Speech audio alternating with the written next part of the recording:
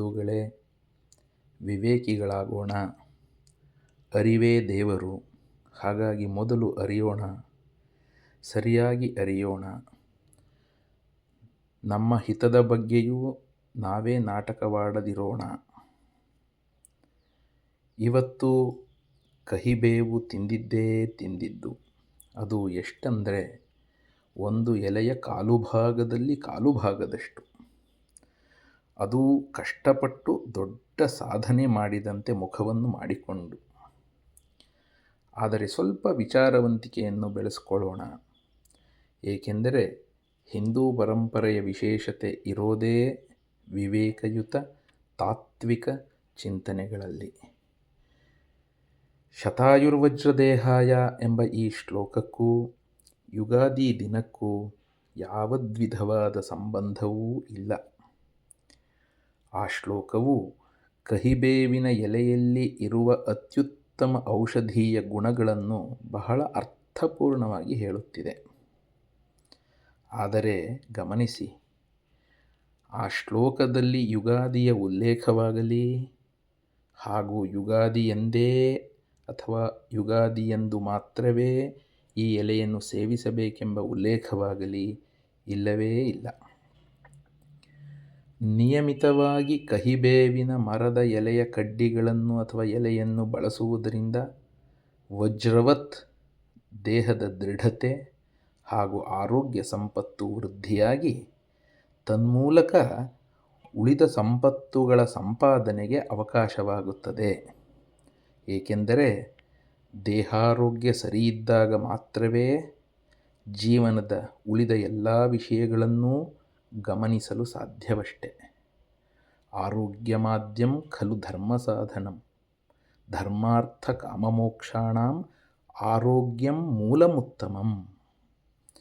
ಈ ಎಲ್ಲ ಹಿನ್ನೆಲೆಯಲ್ಲಿ ಆರೋಗ್ಯ ಭಾಗ್ಯಕ್ಕೆ ಕಹಿಬೇವಿನಲ್ಲಿರುವ ಅಂಶಗಳು ಅತ್ಯದ್ಭುತ. ಇದು ಪ್ರಕೃತಿಯೇ ಕೊಟ್ಟಿರುವ ವರ. ಹಾಗಾಗಿ ಇದನ್ನು ನಿಯಮಿತವಾಗಿ ಬಳಸಿ ಅಂತ ಉಪದೇಶಿಸಿರುವುದು ಆಯುರ್ವೇದದ ಈ ಶ್ಲೋಕದ ತಾತ್ಪರ್ಯ. ಆದರೆ ನಾವು ಇದನ್ನು ಧಾರ್ಮಿಕ ವಿಧಿ ಎಂದು ಎಣಿಸಿ ಅದನ್ನು ತಿನ್ನುವಾಗಲೂ ಆ ಶ್ಲೋಕದ ಉಪದೇಶದಲ್ಲಿ ಇಲ್ಲದಿರುವ ಸಿಹಿಯನ್ನು ನಾವೇ ಕಲ್ಪಿಸಿಕೊಂಡು ಅಧಿಕ ಬೆಲ್ಲದೊಂದಿಗೆ ಅತೀ ಕಡಿಮೆ ಎಲೆಯನ್ನು ತಿಂದಂತೆ ಮಾಡಿ ಅದಕ್ಕೆ ಸಿಹಿ ಕಹಿ, ನೋವು ನಲಿವು, ಸುಖ ದುಃಖಗಳ ಸಂಕೇತ ಅಂತೆಲ್ಲ ಕಥೆಯನ್ನೂ ನಾವೇ ಕಟ್ಟಿಕೊಂಡು ನಮಗೆ ನಾವೇ ಮೋಸ ಮಾಡಿಕೊಳ್ತಾ ಇದ್ದೀವಿ. ಆ ಶ್ಲೋಕದಲ್ಲಿ ಬೆಲ್ಲ, ಸಿಹಿಗಳ ಶಬ್ದವೇ ಇಲ್ಲ. ಋಷಿಗಳಿಗೂ ಈ ಮೂಲಕ ಟೋಪಿ ಹಾಕಿ ಅವರ ಉಪದೇಶದ ಉದ್ದೇಶವನ್ನೇ ಉಲ್ಟಾ ಮಾಡ್ತಿದ್ದೀವಿ. ಒಂದೆಡೆ ಆಹಾರದ ಹೆಸರಿನಲ್ಲಿ ದಿನವೂ ವಿಷವನ್ನೇ ತಿಂತಿದ್ದೀವಿ. ಇನ್ನೊಂದೆಡೆ ರೋಗ ನಿರೋಧಕ ಶಕ್ತಿಗಳ ಕಣಜವನ್ನೇ ಹೊತ್ತಿರುವ ಎಲ್ಲರ ಮನೆಯ ಸುತ್ತಲೂ ಇರುವ ಅನೇಕ ಔಷಧಿ ಸಸ್ಯಗಳನ್ನು ಪ್ರಕೃತಿಯೇ ಫ್ರೀಯಾಗಿ ಇಟ್ಟಿದ್ದರೂ ಅದರ ಬಗ್ಗೆ ಮಿನಿಮಮ್ ತಿಳುವಳಿಕೆಯನ್ನೂ ಬೆಳೆಸಿಕೊಳ್ಳದೆ ನಮಗೆ ನಾವೇ ಮೋಸ ಮಾಡಿಕೊಳ್ತಿದ್ದೀವಲ್ವಾ? ಅಥವಾ ತಿಳುವಳಿಕೆ ಇದ್ದರೂ ಅದನ್ನು ತಗೊಂಡು ಬಂದು ತಿನ್ನುವಷ್ಟು, ಅದರ ರಸವನ್ನು ಕುಡಿಯುವಷ್ಟು ಸಮಯವನ್ನು ನಮಗೆ ನಾವೇ ಇಲ್ಲ ಅಂತ ಮಾಡಿಕೊಂಡು ನಮ್ಮ ಜೀವನಕ್ಕೆ ನಾವೇ ಸಮಯವನ್ನು ಕೊಡದಂತೆ ಜೀವಿಸ್ತಿದ್ದೀವಲ್ವಾ? ಪರಂಪರೆಯ ಆಶಯಕ್ಕೆ ತಕ್ಕಂತೆ ನಮ್ಮ ಪರಿಸರದಲ್ಲೇ ಇರುವ ಔಷಧೀಯ ಗುಣವನ್ನು ಭರಪೂರ ಹೊಂದಿರುವ ಸಸ್ಯಗಳನ್ನು ನಿಯಮಿತವಾಗಿ ಬಳಸಿ.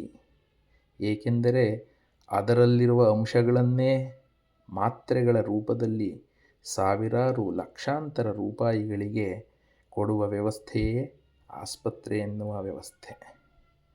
ಆದರೆ ಅದನ್ನೇ ಪ್ರಕೃತಿ ನಮಗೆ ಫ್ರೀಯಾಗಿ ಕೊಟ್ಟಿದೆ. ಕೊನೆಗೆ ಸಮ್ಮರಿ, ಸುಮ್ನಿರಿ. ಸಮ್ಮರಿ 1, ಬೇವಿನ ಎಲೆಯ ಜೊತೆ ಬೆಲ್ಲ ಸೇರಿಸಿ ತಿನ್ನಬೇಡಿ.